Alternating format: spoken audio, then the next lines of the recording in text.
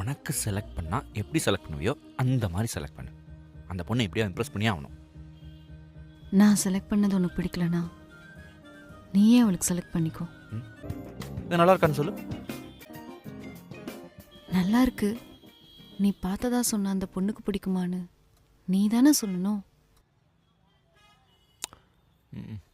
அந்த பொண்ணுக்கு நல்லா இருக்கான்ற அவளே வந்துட்டாளே.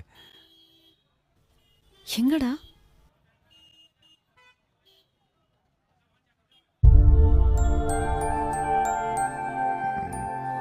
தப்பு தான்.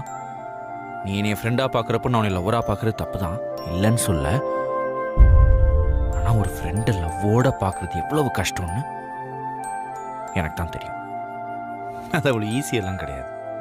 டக்குன்னு மட்டும் வந்து சொல்லிடலாம்லாம் தோணும்.